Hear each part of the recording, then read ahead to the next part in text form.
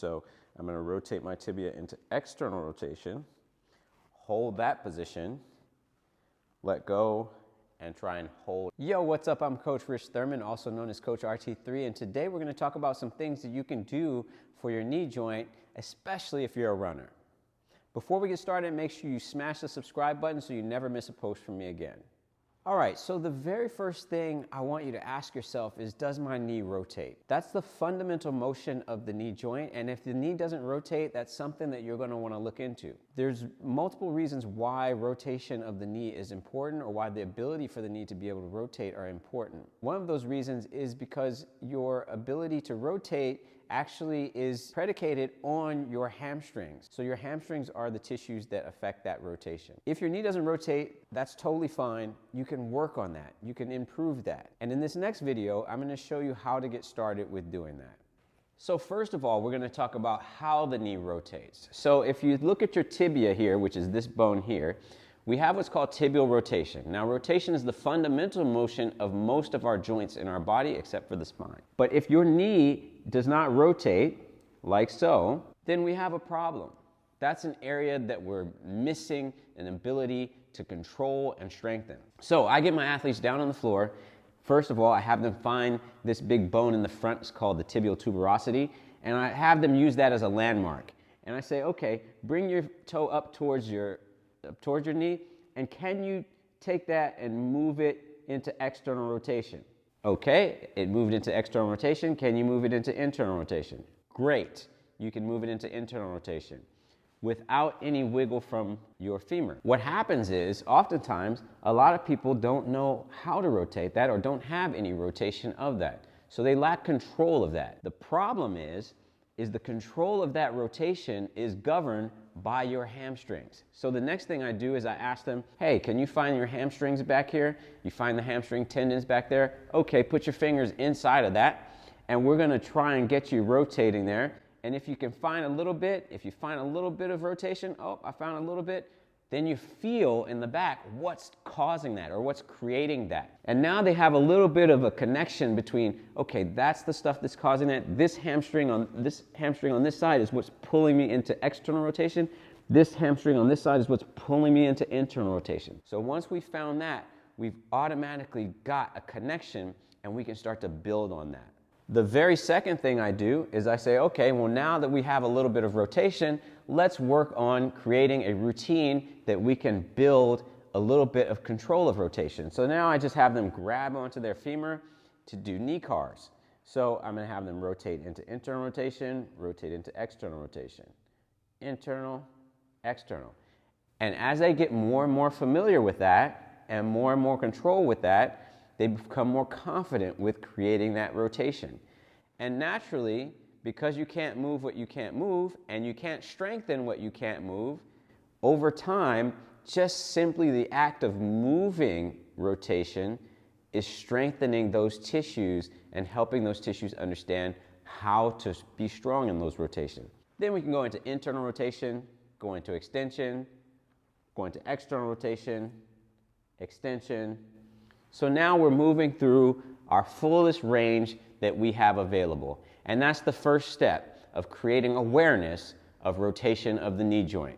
So now that your knee is able to do all the rotational things that it needs to be able to do, we want to look at the other motions of the knee that you might be looking to improve upon.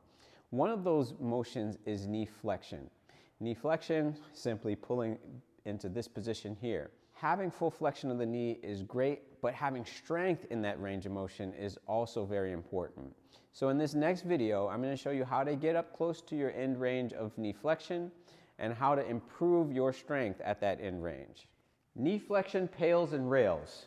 So I'm going to get into a split kneeling position here and bring the heel towards my butt. Now I should be feeling a stretch across this tissue here in the front of the leg. I'm going to hold that stretch for 2 minutes. After 2 minutes, I'm going to begin to drive the shin bone into this box. So I'm using this tissue here across the bottom of my knee, or across the front of my knee, to drive into the box. In 3, 2, 1, after my 10-second ramp to max effort, I'm going to pull the heel or try to pull the heel towards the butt using the hamstring stuff Try to pull, pull, pull, pull, pull, squeeze, squeeze, squeeze, squeeze, squeeze, and then slowly relax. So now that we've done something to help you improve your range of motion as far as your knee flexion goes, we want to start thinking about how we can start to influence the tissue involved with that knee flexion. So the hamstrings, as I said, are the tissues that help you get into knee flexion. And oftentimes we don't train our hamstrings very much, if at all. This next video, I'm going to show you a way that you can kind of set up in order to train eccentric loading of that hamstring tissue. This is super important, especially if you're a runner, because that eccentric phase of motion, or being able to slow the bottom or the lower leg down as you're running, so being able to slow the leg down as you're running is super important. And the tissue that's responsible for helping you slow that lower leg down is your hamstring tissue. So focusing on training that tissue, focusing on training that connective tissue and building up strength there is going to be super important. And when you combine that with the ability to rotate the knee, then you're going to be able to not only influence the tissue in a straight pattern, but you're also going to be able to influence that tissue as it relates to rotation. So thinking about pinging all the way back to the ability for the knee to rotate and how the hamstrings are involved with that rotation, but also thinking about the knee being in rotation and going through the eccentric motion, or being able to extend while the leg is in, or while the lower leg is in rotation. That's super important because we know that we don't always land, or we don't always move the same way every single time. So our tissues have to be able to absorb that load in a variety of different ways. And if we only training one line of tissue and we're not training multiple lines of rotation of that tissue as we move that lower leg, then we're losing out on a big opportunity to train more lines of tissue and build a more robust strength profile for our athletes, or for ourselves, or for our athletic endeavors. We're going to do a passive range hold for knee flexion. So I'm going to get into this split kneeling position here. What I'm going to do here is I'm not going to drive into the box. What I'm going to do is I'm going to try to squeeze and pull away from the box. So I'm trying to bring my heel towards my butt, activating all this tissue back here, hamstring stuff. And then I'm going to sniff some air into the abdomen, and I'm going to begin to lean forward. As I lean forward, I'm trying to keep that flexion, that heel to the butt, and then parachute down.